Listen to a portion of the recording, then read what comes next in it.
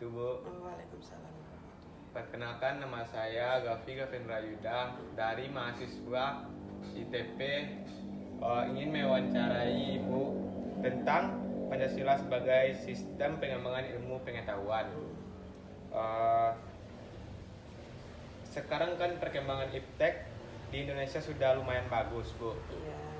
Bagaimana pendapat Ibu peran Pancasila sebagai ilmu pengetahuan dan teknologi pada saat ini, dan bagaimana perbedaan antara peran Pancasila dalam pengembangan ilmu pengetahuan zaman dahulu dan sekarang, Bu?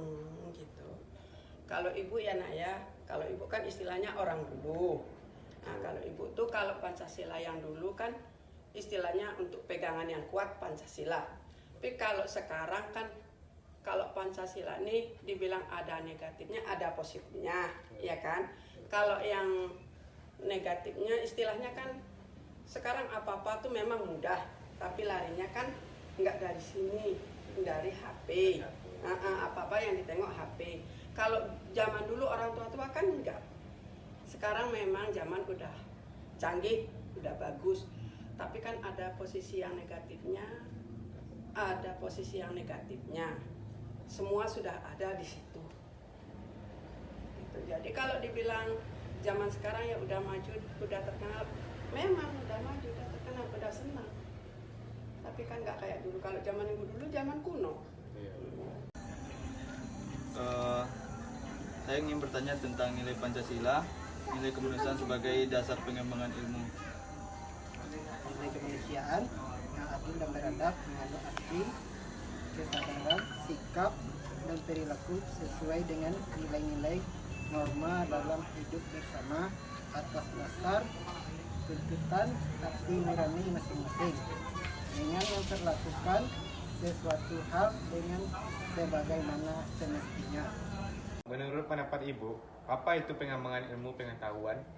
Oh ya, kalau kayak zaman sekarang kan perkembangan ilmu ini udah maju. Udah maju, sesudah itu kan banyak kini anak-anak yang udah pintar. Iya. Nah, tapi pintarnya itu bukan dari sini, Dari HP. dari HP, dari Google. Kalau zaman Ibu dulu kan sulit, Iya. nggak ada apa-apa. Gimana mau nelpon, payah kan?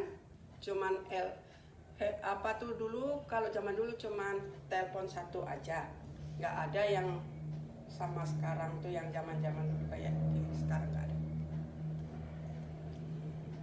Jadi kalau kayak ibu sendirilah dulu Ya, Bu. di kampung, bapak di sini. Iya. Mau ngomong sama bapak payah, Susah. Bu. susah. Kalau sekarang enak aja.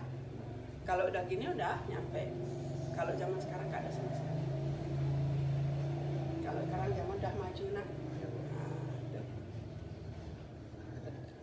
Ya, Bu, terima kasih atas jawaban Ibu atas ini wawancara saya. Assalamualaikum warahmatullahi wabarakatuh. Waalaikumsalam. Saya akan bertanya tentang Pancasila sebagai pengembangan ilmu. Pertanyaan itu, bagaimana akibatnya jika pengembangan ilmu itu tidak sesuai dengan nilai Pancasila? Berikan contohnya. Bagaimana akibatnya jika pengembangan ilmu itu tidak sesuai dengan nilai Pancasila? Iya, berikan contohnya. Contohnya salah satunya yaitu iptek. Nah, apabila iptek ini bertentangan dan tidak sesuai dengan nilai Pancasila, maka akan banyaknya dampak negatif yang ditimbulkan seperti kerusakan lingkungan, lunturnya nilai-nilai luhur bangsa Indonesia. Nah, mungkin itu aja. Bagaimana cara menempatkan Pancasila sebagai dasar ilmu pengembangan? Pancasila sebagai dasar pengembangan ilmu harus didasari dengan nilai-nilai tersebut agar tujuan bangsa dapat tercapai dengan baik. Jika tidak didasari dengan nilai tersebut, tujuan bangsa akan gagal dan berakibat fatal untuk bangsa Indonesia. Jadi, kepentingan bangsa dan negara lebih penting dari urusan pribadi. Menurut alasan kakak, kenapa diperlukannya Pancasila sebagai dasar pengembangan ilmu pengetahuan di Indonesia? Kalau pendapat aku ya, ilmu pengetahuan dan teknologi yang dikembangkan di Indonesia itu kan berdasarkan nilai-nilai Pancasila. Karena nilai Assalamualaikum warahmatullahi wabarakatuh. Saya perkenalkan, nama saya Gus Wandi. Saya dari Institut Teknologi Padang. ingin menanyakan beberapa hal tentang Pancasila sebagai pengembangan ilmu pengetahuan. Sekarang kan perkembangan iptek di Indonesia sudah lumayan bagus. Bagaimana pendapat Abang tentang hal tersebut? Salam, terima kasih. Pancasila sebagai pengembangan sebagai pusat pengembangan ilmu pengetahuan. Oke, Pancasila yang jelas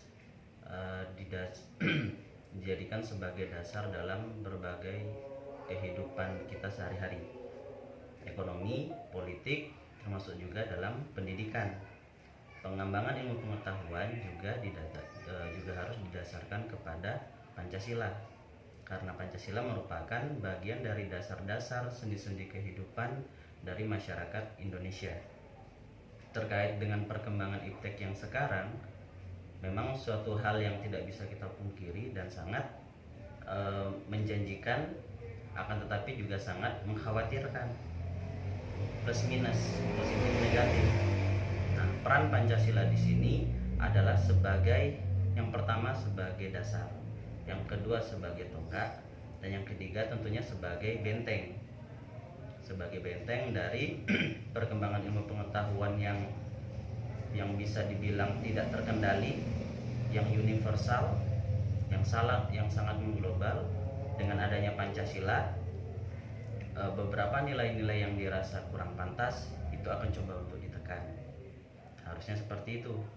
Makanya harapan kita, Pancasila sebagai bagian dari pengembangan ilmu pengetahuan dan juga teknologi diharapkan nantinya menjadi benteng, menjadi penyaring, dan juga menjadi pembatas dari kebebasan, dari keglobalan, dari keuniversalan pengembangan ilmu pengetahuan yang tidak terkendali. Dampak positifnya banyak, tapi negatifnya juga ada. Nah, dampak negatifnya yang coba ditekan dengan adanya Pancasila ini, sama halnya seperti hal-hal yang lain. Seperti itu. Terima kasih Bang telah menjawab pertanyaan dari wawancara saya. Sekian pertanyaan dari saya. Assalamualaikum warahmatullahi wabarakatuh. Tentang bagaimana sih dalam dunia pendidikan, apa kita sebagai rakyat Indonesia itu kan belajar tentang Pancasila. Ya. Apakah saudara Nurul menerapkan Pancasila dalam menjalani masa pendidikan ini? Menurut saya pribadi, saya sudah menerapkan 5 dasar Pancasila, dan ada yang belum dilaksanakan dan ada yang sudah dilaksanakan. Oke, berarti saudara sebagai mahasiswa sedikit banyaknya sudah melaksanakan Pancasila sebagai pedoman saudara dalam pengembangan ilmu pengetahuan saudara. Baiklah, yang kedua yaitu pertanyaan saya tuh, apakah dalam Anda menuntut ilmu, apakah ada merasa terkendala atau adakah selama menuntut ilmu tuh Pancasila yang bertentangan dalam diri Anda? Maksudnya itu yang berhubungan dengan diri saya. Apakah Pancasila itu sejalan dengan saudara atau bertentangan dengan saudara selama saudara dalam mengembangkan ilmu pengetahuan? Menurut saya pribadi, yang saya rasakan itu sudah terterap sama diri saya pribadi. Itu tuh termasuk dalam 5 dasar. Yang pertama, kita sebelum belajar kita baca doa dulu. Ya, itu sudah menerapkan sila pertama ya. Sila pertama. Dan di situ ada juga kekompakan dalam lokal. Dari situ rasanya udah diterapkan. Ya, karena kan dalam di dunia perkuliahan kan kita tuh bermacam ragam orang. Berarti dalam sehari-hari dalam Anda menuntut ilmu berarti sudah ada penerapan Pancasila sebagai pengembangan ilmu pengetahuan. Ya, saya pribadi juga. Ya, oke. Berarti sekian pembicaraan kita hari ini. Saya ucapkan terima kasih kepada Kakak Nurul.